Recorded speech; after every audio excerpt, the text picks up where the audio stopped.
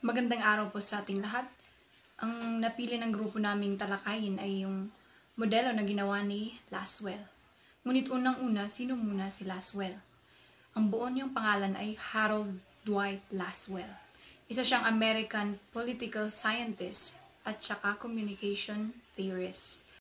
Magandang gabi po sa ating lahat. Ngayon ay ating tatalakayin ang modelo ng komunikasyon ni Laswell, kung ano ang nakapaloob sa modelo ng komunikasyon ni Laswell at kung paano ang daloy ng komunikasyon sa modelo ni Laswell.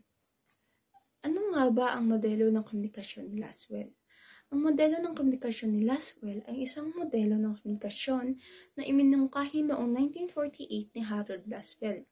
Ito ay tumutukoy sa elemento ng transmisyon o paghatid ng mensahe at ang layunin nito ay mabigyan o maimpluwensyahan ng tagapagsalita at mabago ang damdamin ng tagapakinig o ng mga manonood. Ito rin ay isang linear o diretsyong katangian ng komunikasyon at maaari natin itong makita sa antas ng komunikasyon na organisasyonal. Maaaring maganap ang modelo ng komunikasyon ni Laswell sa isang organisasyon na maaaring sa paaralan, sa simbahan o di kaya sa kumpanya. Sa Laswell formula o sa modelo ng komunikasyon ni Laswell, makikita natin rito ang 5 elemento. Ito ay ang who, says what, in which, channel, to whom, at ang with what effect. Kung isasalin natin ito sa Filipino o sa wikang Filipino, ang who ay kung sino ang naghahatid ng mensahe, said what, kung ano ang nilalaman ng iyong mensahe, to whom, para kanino, ipinapahatid ang mensahe, in what medium, sa anong paraan inihahatid ang mensahe, at effect, kung ano ang resulta o epekto ng mensahe. Yan. Makikita natin dito ang communicator. Ang communicator ay yun ang naghatid o naghahatid ng mensahe o di kaya ang sender ng mensahe.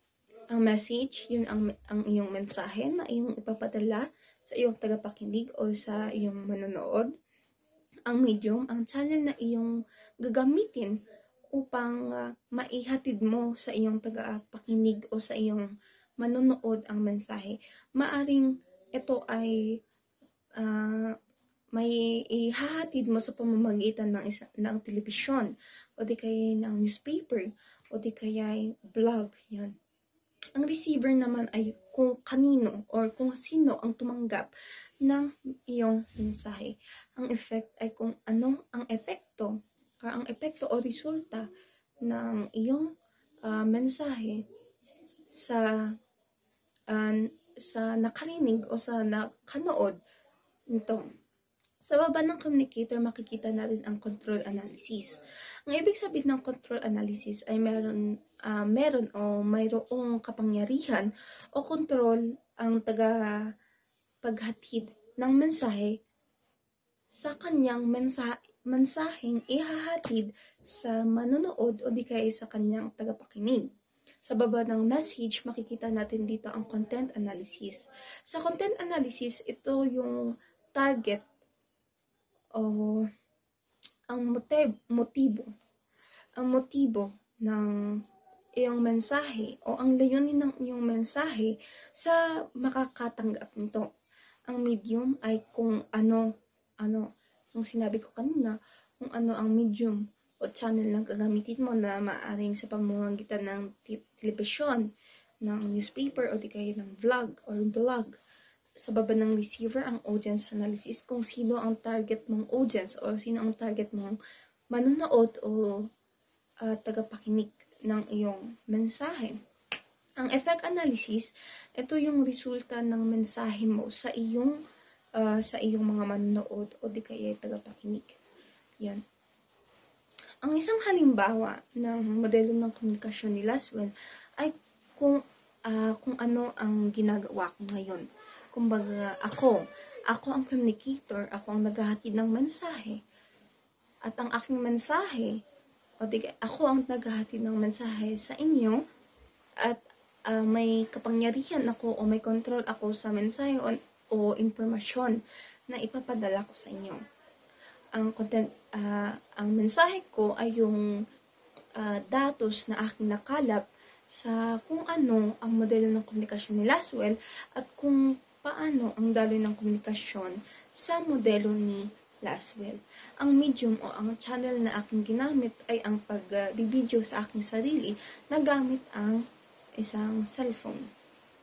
Ang receiver o ang target kong receiver ay yung mga makikinig at manonood ng video ito, ang mga kapwa ko estudyante, ang classmates ko, yan. At kung ano ang epekto ng aking mensahe na inihahatid sa inyo ay upang madagdagan o mabigyan kayo ng karagdagang kaalaman at impormasyon sa kung ano ang nilalaman ng modelo ng komunikasyon ni Laswell at kung paano nga ba ang procedure o paraan o daloy ng komunikasyon sa modelo ni Laswell. Isa sa halimbawa na aplikasyon ni Laswell ay ang radyo na kung saan walang feedback. Meron lang itong tagapaghatid, mensahe, daluyan at tagapanood o tagapakinig. Meron itong sino, mensahe, daluyan, tagapakinig at yun. At ang epekto. Halimbawa na lang nito, ako ang tagapaghatid ng balita na kung saan sino. Ako ang naghatid ng balita. At ang mensahe na aking ibinabalita, halimbawa na lang nito ay ang bagyo. At ang ginamit ko namang daluyan o medium ay ang radyo. At kung sino kanino ko ibinalita ay sa mga nakikinig, to whom. At ang epekto nito ay nakapaghanda sila sa bagyong darating. Meron itong sino, mensahe, tagapaghatid, to whom, at ang epekto. Isa sa halimbawa ng Laswell model of communication ay ang misa, na kung saan ang sender o ang nagpadala ng mensahe ay ang preacher o mangangaral sa simbahan. Ang susunod naman ay ang mensahe, at ito ay ang mga biblical stories mula sa pare o preacher. Yung channel naman na ginagamit ay sa pamamagitan ng pagbigkas o pagsalita. Ang ating audience o tagapakinig, tagapanood ay mga mamamayan. At ang epekto nito sa mga tagapakinig o tagapanood ay tutulungan ka ng salita ng Diyos na makita ang iyong mga kasalanan at tulungan ka nito na talikuran ang mga iyon. Isa pang halimbawa ng Laswell model ay ang news, na kung saan ang mga news anchor ang siyang nagsisilbing sender at ang mga pahayag naman na kanilang binabalita ang siyang message at ang medium na kanilang ginagamit ay ang teknolohiya, kagaya na lang ng TV, radyo, cellphone at iba pa. Ang mga audience naman nito ay tayong mga mamamayan at ang epekto nito ay nalalaman natin ang mga balita tungkol sa panahon, sa labas ng bansa, showbiz at marami pang iba.